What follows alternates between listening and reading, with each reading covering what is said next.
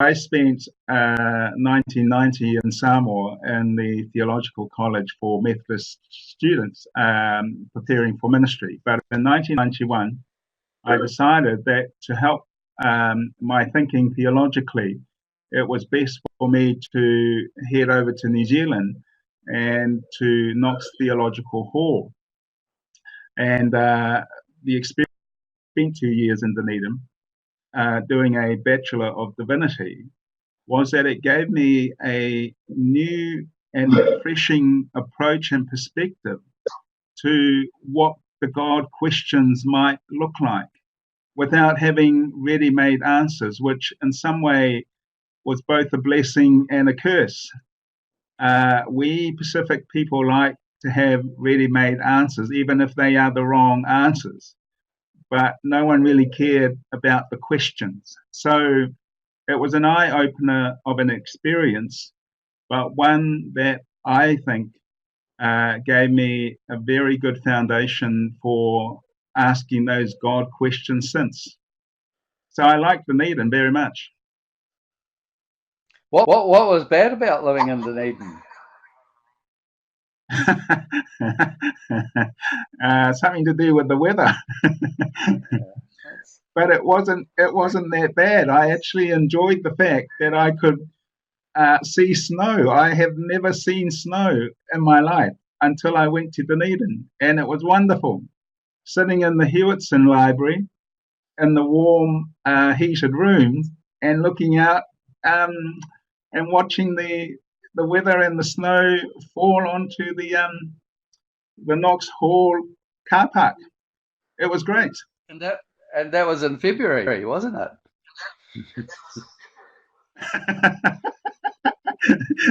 I can't remember the month that was that cold.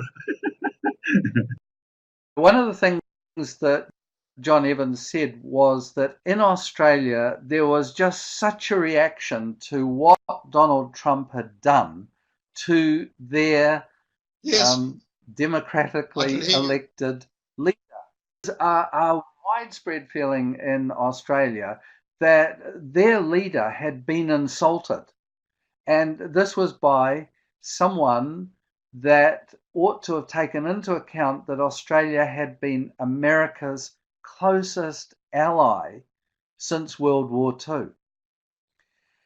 And that feeling that their leader had been dishonored, made to be small, if you like, was not going to go away quickly in the Australian scene. And I asked John whether there were many sermons being written about this. He said, well, you probably couldn't have got a bigger topic in Australian churches than what had occurred to Malcolm Turnbull. But in New Zealand, at least within the Facebook social media kind of outlets, we didn't see that reaction of our closest neighbour. Equally, in New Zealand, we haven't seen the reaction of, say, Fiji, Samoa, Tonga to what is, essentially a regime change in America, be it a democratic regime change or what. And so I think it's not just a church-related problem. I suspect it's a New Zealand-related problem that we are becoming more and more insular in the very age in which social media has exploded everything out into a very wide arena. So, West Philly, have you got any comments about Pacifica or Oceania perspective about what's happened in the US? Yeah, I think one of the interesting things about, the question that's been asked, is it reasonable to expect theology to react to world events? We shouldn't expect that. It's a must. We have to respond. We can't not respond. I think the issue is the speed in which we respond, and you alluded to the ancient world, David, when, a letter was written by St. Paul's and it went out to the church in Corinthians, to the Corinthians and to the Ephesians, and it probably made good time. Today, we're talking about a totally different cultural, technological context where the President of the United States is actually engaging in social media. That's his mode of communication. And if we look at our own media and information access, if you click onto the Herald, for example, that material is updated regularly, which means anything that was an hour ago, you are not likely to find it on your feed unless you dig through layers and layers and layers of other news feed.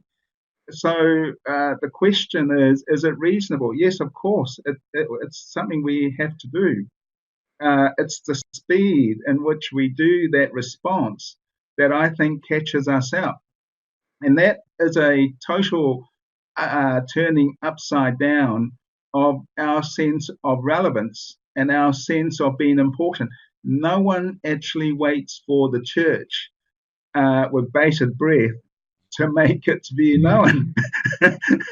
I mean, even the poor Pope doesn't get to have a say.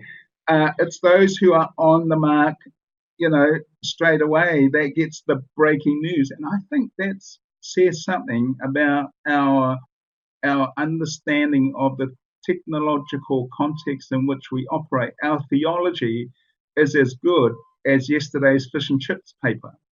And unless we find a new kind of response, it doesn't matter what fountain of wisdom we have to offer, it isn't going to be readily available. And I think that's part of where we lose our part of the conversation. We're just not there. We might be there next year when someone publishes a book, but we haven't got the kind of instantaneous theology that responds to some of these things. Remembering that people are clicking on to Twitter or Instagram in their thousands and in their millions, with the news information being digested and formulated in a matter of seconds, if not minutes. So our theology, in some way, has to be very much like the Jesus way of theology, is on your feet type thing. And that's the way the world operates. I find that very helpful. It's a useful set of commentaries because our theology somehow has to begin to incorporate a sense of urgency, a sense of the right moment to speak. And this leads us into Max and Julie's question. How do we make theology relevant in our denominations where there's so much diversity of opinion? And that may occur in parishes or congregations or even study groups. But I don't think that it's the diversity that's the key thing here. It's the ability to think on one's feet. And when the President of the United States accuses CNN, ABC, you name it, that he even accused Fox, he might have, if he didn't, they'd be the only ones he didn't, of being the fake news media. This from the president of a country that believed ultimately in the freedom of speech. And Trump has manipulated, I think, a great deal this concept that some media do produce fake news, and that's true on all parts of the political spectrum. But whereas the church saying, actually, we believe we've got some truth claims that aren't fake news. We think these are truths that are universal truths, truths of human rights for everyone, irrespective of creed, colour, religion, nationality, whatever. And we're so far behind being able to respond on our feet to this kind of criticism. Any comments, Wes Philip? Well, I think the American narrative in terms of how Trump is utilizing media is that he sets the agenda for the news. Now, that might be fake news or, Trump sensationalizing the issues, but he's actually dictating what information people absorb. And he actually directs where the next bit of information is coming from, whether we agree with it or not. He is actually determining what news and information we digest. Now, I agree with you, David. The church has some eternal truths that it has to share. But if you're only sharing that with pages of books that people have to go and buy, or only on Sundays when the church congregation meets, those are very limited spheres in which the truths that the church says is actually beneficial to society gets heard or gets accessed. So the question for us is, how do we bring these truths to the modern day sense of truth? What we might believe to be eternal truths may not necessarily be. I mean, it could be fake news, for example. We have to be able to find ways in which the news of the day is actually very real, but real in the sense they actually do have some proven evidence that these things work. But I think it's that access and the speed in which we can engage that, I mean, make no mistake, these are big challenges for a church that has been, in a sense, quite taken by its own sense of relevance and importance.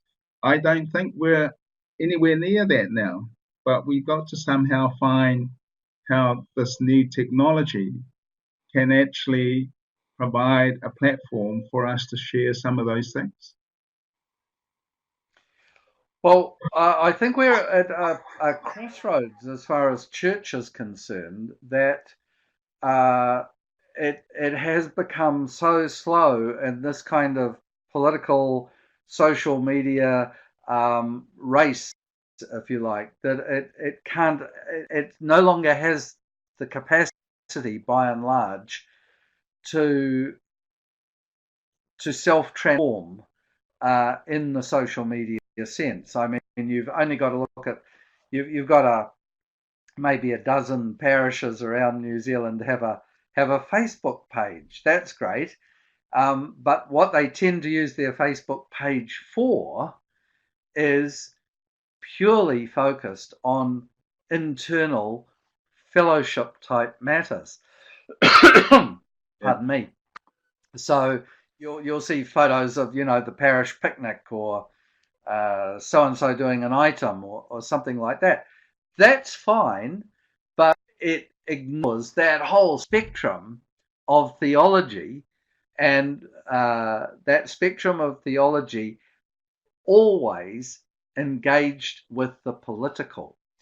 Now, I don't know why we've lost that ability.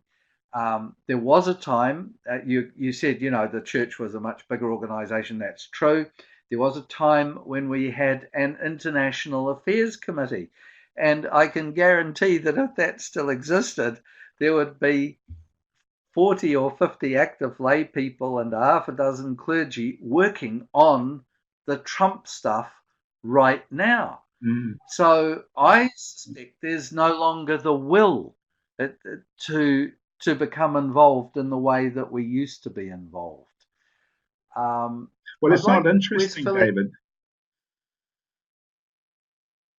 It's what we do is actually not very interesting. We haven't come to grips with the idea that our diminishing numbers of those who want to take an hour and a half out of their Sunday morning to come to a closed up room, such as the church, is no longer what people prefer to do. They would rather be doing this, sitting in front of their computer at their own time, engaging with something that they themselves can control.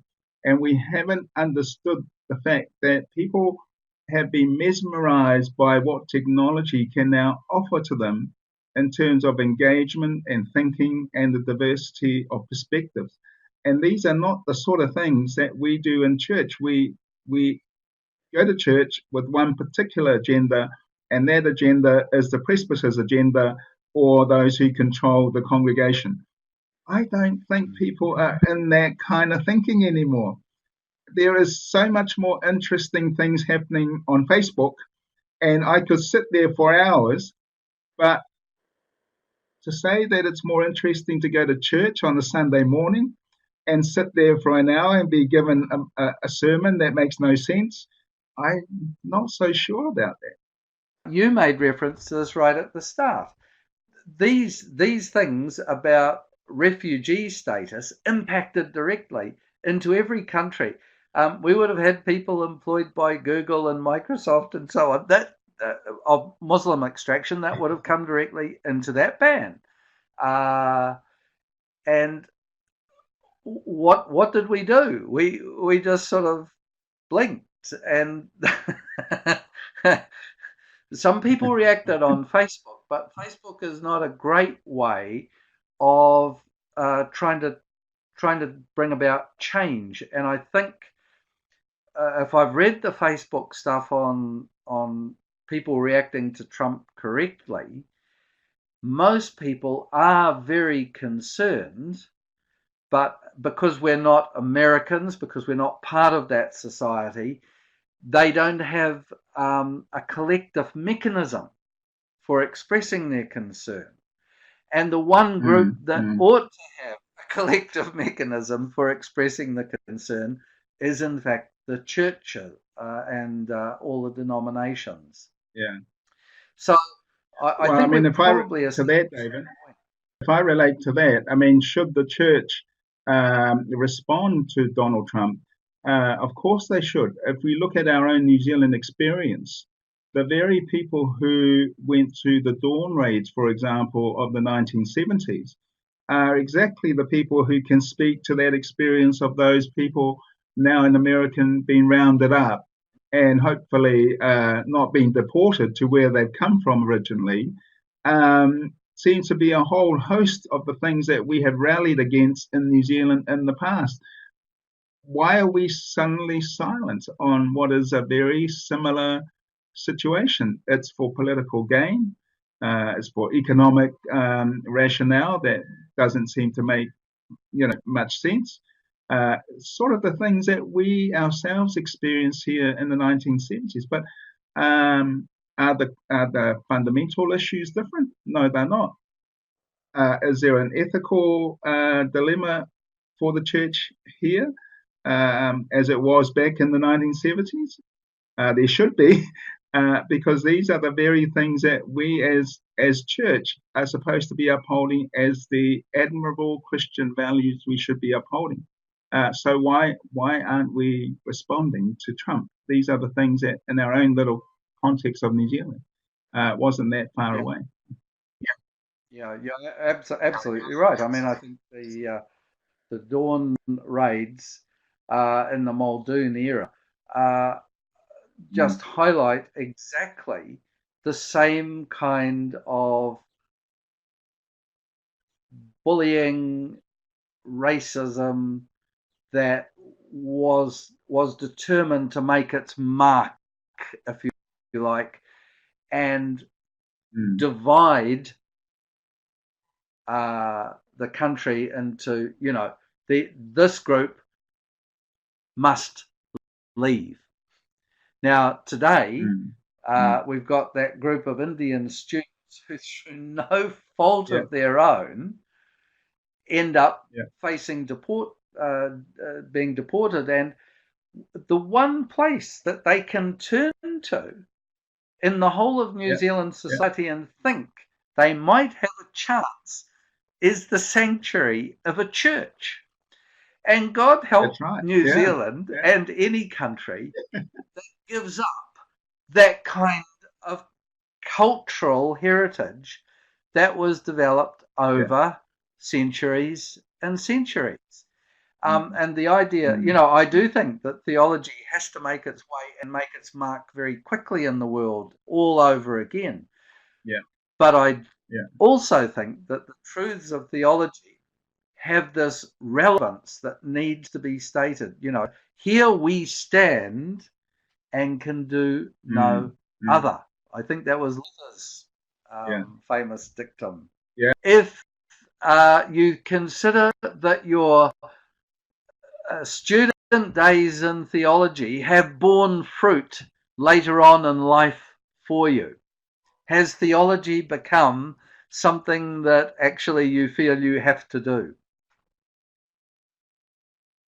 Yeah, I think so. I think it's given a backbone to the way you see the world, the way you act, and the way you advocate for what I have learnt to be the kind of theological questions that don't necessarily have the answers. That's the grappling in the social context.